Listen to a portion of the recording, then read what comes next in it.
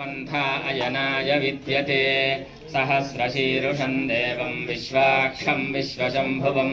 विश्वं नारायणं देवमक्षरं परमं पदं विश्वतः परमां नित्यं विश्वं नारायणगुं हरिं विश्वमेवेदं पुरुषस्तद्विश्वमुपजीवति पतिं विश्वस्यात्मेश्वरगुं शाश्वतगुं शिवमच्युतं नारायणं महाज्ञेयं विश्वात्मानं परायणं नारायणपरो ज्योतिरात्मा नारायणः परः नारायणपरं ब्रह्मतत्त्वं नारायणः परः नारायणपरो ध्याताध्यानं नारायणः परः यच्छ किञ्चिज्जगत्सर्वं दृश्यते श्रूयतेऽपि वा अन्तर्बहिश्च तत्सर्वं व्याप्य नारायणस्थितः अनन्तमव्ययं कविगुं समुद्रेऽन्तं विश्वशम्भुवं पद्मकोशप्रतीकाशगुं हृदयं चाप्यधोमुखम् अधो निष्ठापितस्यान्तेनाभ्यामुपरि तिष्ठति ज्वालमालाकुलं भाति विश्वस्यायतनं महत् सम्पतगुं शिलाभिस्तुलं वत्याकोशसन्निभं तस्यान्ते सुशिरगुं सूक्ष्मं तस्मिन् सर्वं प्रतिष्ठितं तस्य मध्ये महानग्निर्विश्वार्चिर्विश्वतोमुखः सोऽग्रभुग्विभजन् तिष्ठन्नाहारमजरः कविः तिर्यगोर्ध्वमधश्यायीरश्मयस्तस्य सन्तता सन्तापयति स्वं देहमापादतलमस्तकः तस्य मध्ये वह्निशिखा अनेयोऽर्धाव्यवस्थितः नीलतो यदमध्यस्थाद्विद्युल्लेखे वभास्वरा नीवारशूकवत्तन्वी पीताभास्वत्यणूपमा तस्या शिखाया मध्ये परमात्मा व्यवस्थितः स ब्रह्म स शिवः स हरिः सेन्द्रः सोऽक्षरः परमस्वराट् योपां पुष्पं वेद पुष्पवान् प्रजावान् पशुमान् भवति चन्द्रमा वा अपां पुष्पं पुष्पवान् प्रजावान् पशुमान् भवति य एवं वेद योपामायतनं वेद आयतनवान् भवति अग्निर्वा अपामायतनम् आयतनवान् भवति योऽग्नेरायतनं वेद आयतनवान् भवति आपो वा अग्नेरायतनम् आयतनवान् भवति य एवं वेद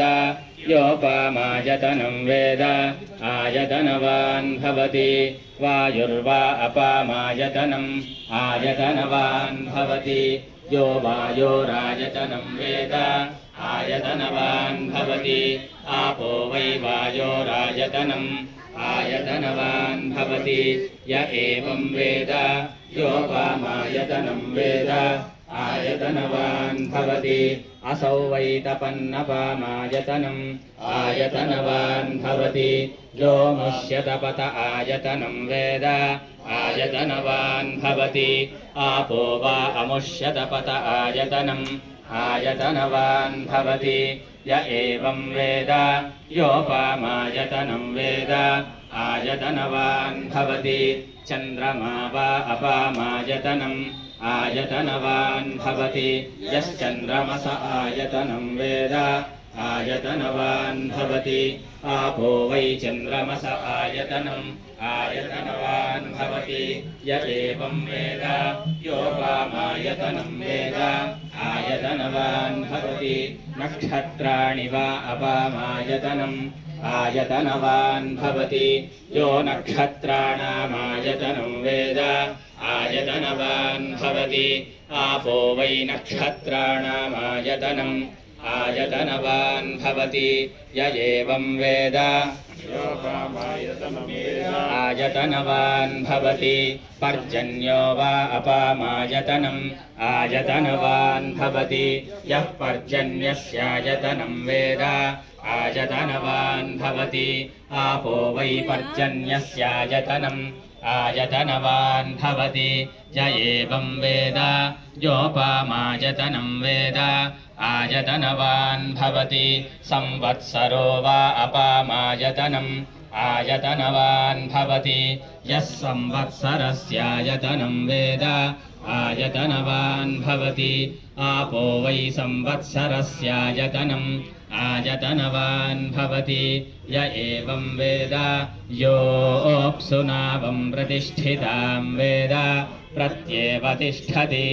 किं तद्विष्णोर्बलमाहुः दीप्तिः किं परायणम् एको यद्धारयद्देवः रेजति रोदसी बुभे वाताद्विष्णोर्बलमाहुः अक्षराद्दीप्तिरुच्यते त्रिपथाद्धारयद्देवः यद्विष्णोरेकमुत्तमम् आतनुष्व प्रतनुष्व उद्धमाधमसन्धम आदित्ये चन्द्रवर्णानां गर्भमादेहि यः पुमान् इतः सिक्तगुं सूर्यगतं चन्द्रमसे रसङ्गृधि पारादञ्जनयाग्रेऽग्निं यदेको रुद्र उच्यते पुरुषस्य विद्मसहस्राक्षस्य महादेवस्य धीमहि तन्नो रुद्रः प्रचोदयात् तत्पुरुषाय विद्महे महादेवाय धीमहि तन्नो रुद्रः प्रचोदयात् तत्पुरुषाय विद्महे वक्रतुण्डाय धीमहि तन्नो नन्दिः प्रचोदयात् तत्पुरुषाय विद्महे चक्रतुण्डाय धीमहि नन्दिः प्रचोदयात् तत्पुरुषाय विद्महे महासेनाय धीमहि तत्पुरुषाय विद्महे सुवर्णपक्षाय धीमहि वेदात्मनाय विद्महे हिरण्यगर्भाय धीमहि नो ब्रह्म प्रचोदयात् नारायणाय विद्महे वासुदेवाय धीमहि तन्नो विष्णुः प्रचोदयात् वज्रनखाय विद्महे तीक्ष्णदग्गष्ट्राय धीमहि नो नारसिंहः प्रचोदयात् भास्कराय विद्महे महद्युतिकराय धीमहि नो आदित्यः प्रचोदयात् वैश्वानराय विद्महे लालीलाय धीमहि तन्नो अग्निः प्रचोदयात् कात्यायनाय विद्महे कन्याकुमारी धीमहि तन्नो दुर्गः प्रचोदयात् तत्पुरुषाय विद्महे महारौद्राय धीमहि वीरभद्रः प्रचोदयात् भद्रकाल्यै च विद्महे महारौद्राय धीमहि तन्नो वीरभद्रः प्रचोदयात् सहस्रपरमा देवी शतमूला शताङ्कुरा सर्वगुं हरतु मे पापं दूर्वा दुःस्वप्ननाशिनी काण्डात् काण्डात् परोहन्ति परुषः परि एवानो दूर्वे प्रतनु सहस्रेण शतेन च या शतेन प्रतनोषि सहस्रेण विरोहसि तस्यास्ते देवीष्टके विधेमः विषावयम् अश्वक्रान्ते रथक्रान्ते विष्णुक्रान्ते वसुन्धरा शिरसा धारयिष्यामि रक्षस्व मां पदे पदे भूमिर्धेनुर्धरणी लोकधारिणी उद्धृतासि वराहेण कृष्णेन शतबाहुना मृत्तिके हन मे पापं यन्मया दुष्कृतं कृतं मृत्तिके ब्रह्मदत्तासि काश्यपेनाभिमन्त्रिता मृत्तिके देहि मे पुष्टिं त्वयि सर्वं प्रतिष्ठितं मृत्तिके प्रतिष्ठिते सर्वं तन्मे निर्णुदमृत्तिके त्वया हतेन पापेन पच्छामि परमां गतिम् ॐ निधनपतये नमः ॐ ऊर्ध्वाय नमः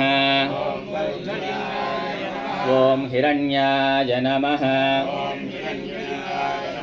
ॐ सुवर्णाय नमः ॐ दिव्याय नमः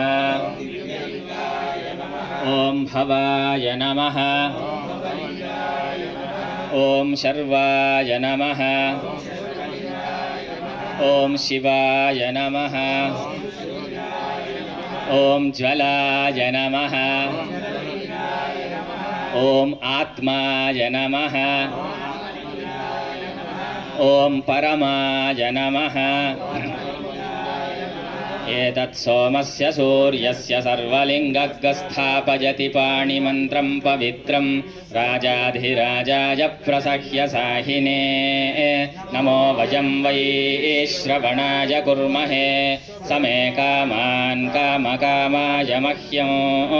कामेश्वरो वै श्रवणो ददातु कुबेराय वै श्रवणाय महाराजाय नमः। ॐ स्वस्ति साम्राज्यं भोज्यं स्वाराज्यं वैराज्यं पारमेष्ठ्यं राज्यं महाराज्यमाधिपत्यमयं समन्तवर्या ईस्यात्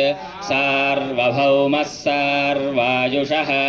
आन्धाता परार्थात् पृथिव्यै समुद्रपर्यन्ताय एकरादिति तदप्येष श्लोको भवति परिवेष्टारो मरुत्तस्य आवसन्गृहे आवीक्षितस्य कामप्रियेर्विश्वे देवाः सभासदजिति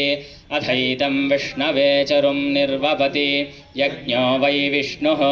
यज्ञ एवान्ततः प्रतितिष्ठति सोऽत्र जुहोति विष्णवे स्वाहा यज्ञाय स्वाहा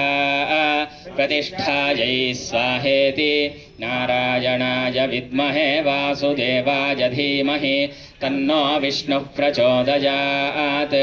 जातवेदसे सुनवामसो ममराति यतो निदहाति वेदः स नः पर्षदति दुर्गाणि विश्वानावेव सिन्धुं दुरितात्यग्निः तामग्निवर्णां तपसा ज्वलन्तीं वैरोचनीं कर्मफलेषु जुष्टां दुर्गां देवीं शरणमहं प्रपद्ये सुतरसितरसे नमः। अग्ने त्वं पारयानव्यो अस्मान् स्वस्तिभिरति दुर्गाणि विश्वा पूश्च पृथ्वी बहुला नवुर्वी भवातोकायतनयाय शम्योः विश्वानि नो दुर्गः जातवेदः सिन्धुं ननावा दुरितातिपर्षि अग्ने अत्रिवन्मनसा गृणानो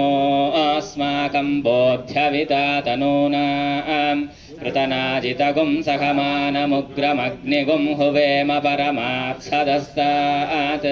स नः पर्षदति दुर्गाणि विश्वाक्षामद्देवो अतिदुरितात्यग्निः प्रत्नोषि गमीढ्यो अध्वरेषु सनाच्च होता नव्यच्च सत्सि